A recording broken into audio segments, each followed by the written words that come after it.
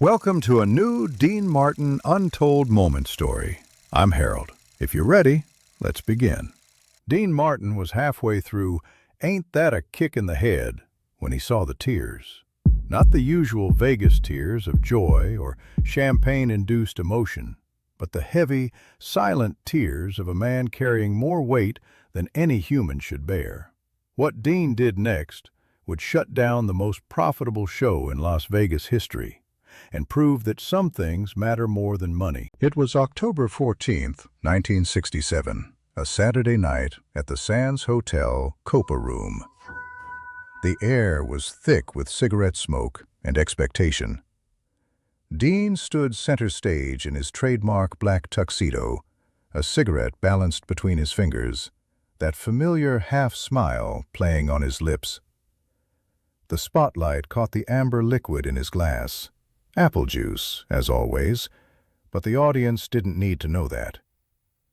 Behind him, the orchestra swayed through the arrangement, brass gleaming under the stage lights. In the packed room, 400 of Vegas's high rollers, tourists, and beautiful people hung on every note. The Copa Room was the heart of the Sands empire. Frank Sinatra had built his legend here. The Rat Pack had conquered America from this very stage.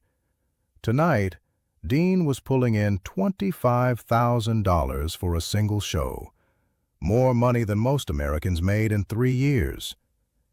Every seat was sold, every drink overpriced, every moment calculated to extract maximum profit from the evening's magic. But in the third row, center table, sat a ghost. Harold Maddox was 62 years old, though grief had aged him beyond his years. His weathered hands gripped a whiskey glass he hadn't touched since the waitress placed it there an hour ago.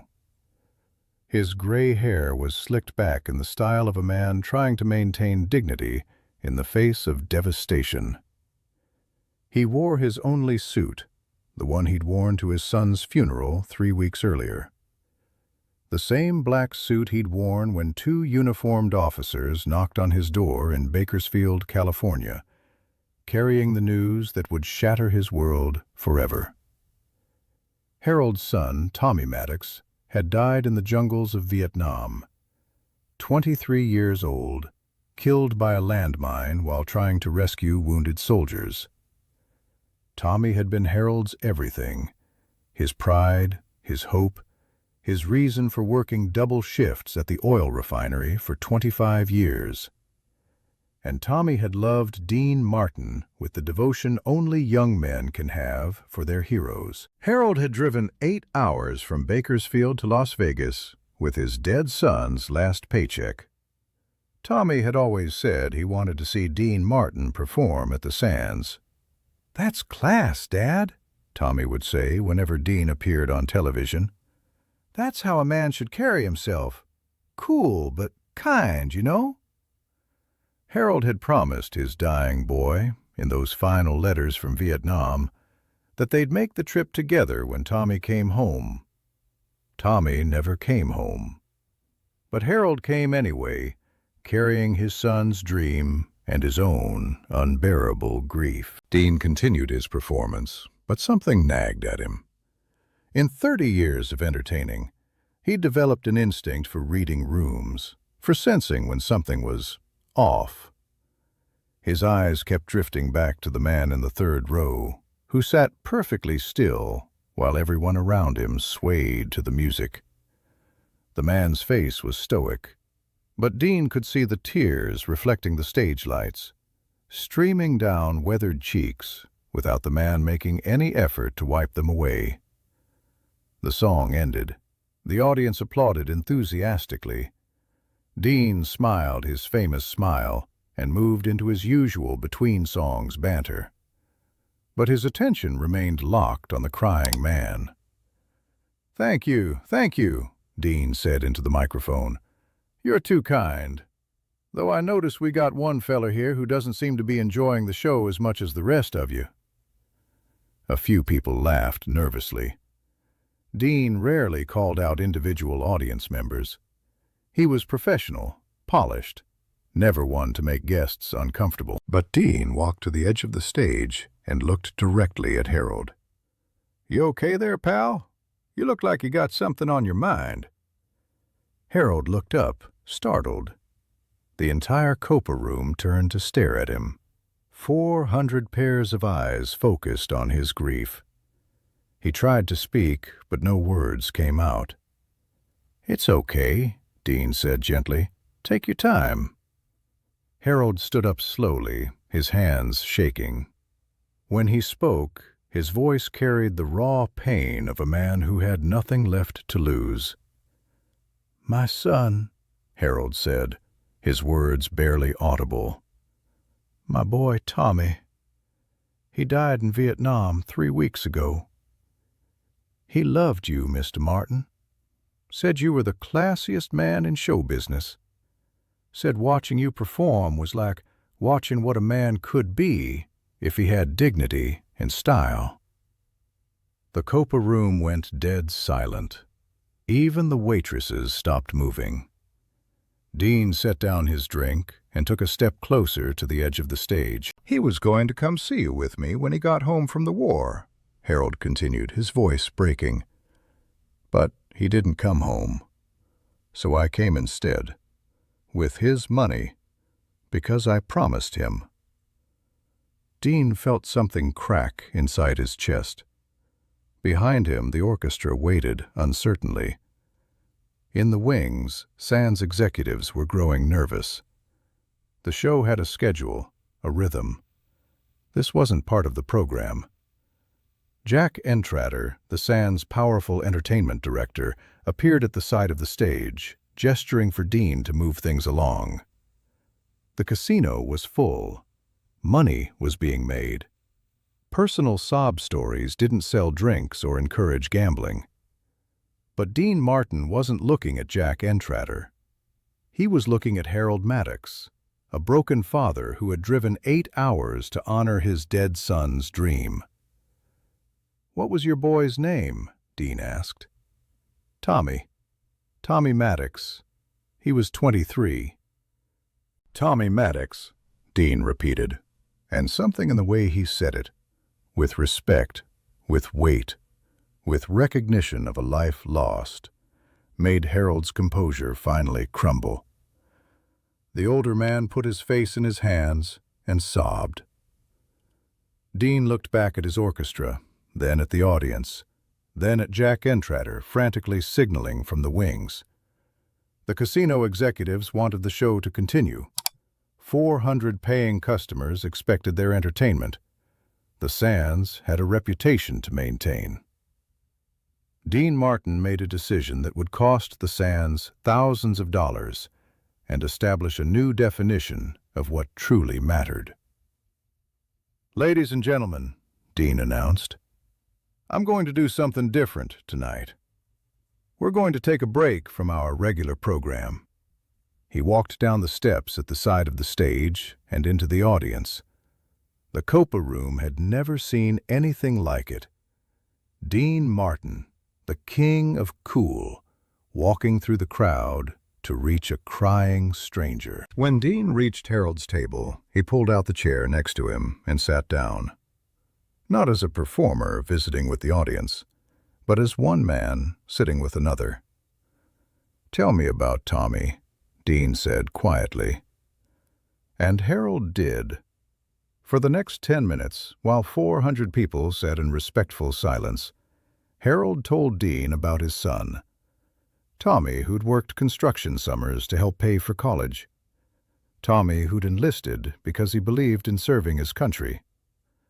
Tommy, who'd written letters home describing the beautiful Vietnamese countryside and the scared young soldiers he was trying to keep alive. Tommy, who died trying to save 3 wounded men, succeeding in his rescue, but stepping on a mine in the process. Dean listened without interruption. He didn't offer platitudes or empty comfort. He just listened with the full attention of a man who understood that sometimes the greatest gift you can give someone is your complete presence. When Harold finished, Dean stood up and addressed the audience. Tommy Maddox died serving his country in Vietnam. He was 23 years old. He loved music, he loved his father, and he loved America enough to die for it. Harold here drove 8 hours from Bakersfield to honor his son's memory by seeing a show Tommy never got to see. Dean paused, looking around the room at the faces watching him. Now, I could continue with my regular set. I could sing the songs you came to hear, but that doesn't seem right tonight. Tonight, I think we should honor Tommy Maddox. Dean looked at Harold. What was Tommy's favorite song? Harold wiped his eyes. He loved That's Amore. Said it reminded him of being happy. Dean nodded and walked back to the stage. He signaled the orchestra, who looked uncertainly at Jack Entratter in the wings. Entratter was furious, but he couldn't stop the show without causing a scene. This is for Tommy Maddox, Dean announced, and for his father Harold, and for all the boys who won't be coming home. Dean sang That's Amore like he'd never sung it before, not as a cheerful Italian novelty song, but as a celebration of life, love, and joy in the face of loss. His voice carried weight and sorrow and hope all at once. When he reached the chorus, something remarkable happened. The entire audience began singing along. 400 voices joined Dean's, filling the Copa Room with a sound that was part concert, part wake, part prayer. When the song ended, the applause was unlike anything the Copa Room had ever heard. It wasn't the excited clapping of entertained customers. It was the deep, respectful applause of people who had witnessed something sacred. But Dean wasn't finished. He called Harold back to the stage. Harold, I want you to know something. Tommy was right about class. Class isn't about money or fame or where you perform. Class is about recognizing what matters. And what matters is honoring the people who sacrifice for others. Dean reached into his jacket and pulled out an envelope. This is for you. Not charity, not pity. This is a thank you from all of us to Tommy for his service. Inside the envelope was Dean's entire paycheck for the evening, $25,000. Harold tried to refuse, but Dean wouldn't let him. Tommy earned this. You earned this. Take it. The audience rose in a standing ovation that lasted 5 minutes. Harold stood on the stage next to Dean Martin, crying openly, holding a check that would change his life. But Dean's gesture went beyond money. Over the next months, he quietly arranged for Harold to move to Las Vegas, found him a job at the Sands, and made sure he had front-row seats to every show. Harold became part of the Sands family, living the life his son had dreamed of. More importantly, Dean established the Tommy Maddox Memorial Fund for Gold Star families, contributing hundreds of thousands of dollars over the years to help parents who had lost children in service. The night of October 14, 1967, became legendary in Las Vegas history. Not because of the entertainment, but because Dean Martin proved that stopping everything for one person's grief was worth more than any show. Jack Entratter was furious about the lost revenue and schedule disruption. But when the story reached the newspapers, the Sands received more positive publicity than any advertising campaign could have generated. Dean's veteran show became the most talked-about performance in Las Vegas history. Harold Maddox lived another 20 years, working at the Sands, attending every Dean Martin show, keeping his son's memory alive. When Harold died in 1987, Dean spoke at his funeral, telling the story of the night a father's love stopped Las Vegas. The lesson of that October night echoes still.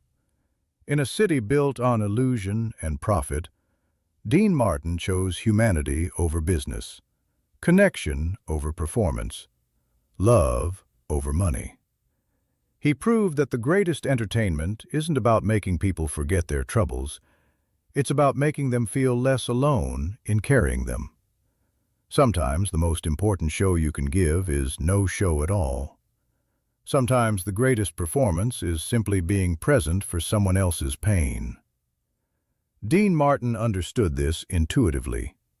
He was the king of cool, but he was also the master of compassion. And in the Copa Room of the Sands Hotel, on a night when everything stopped for love, Dean Martin showed us what class really means.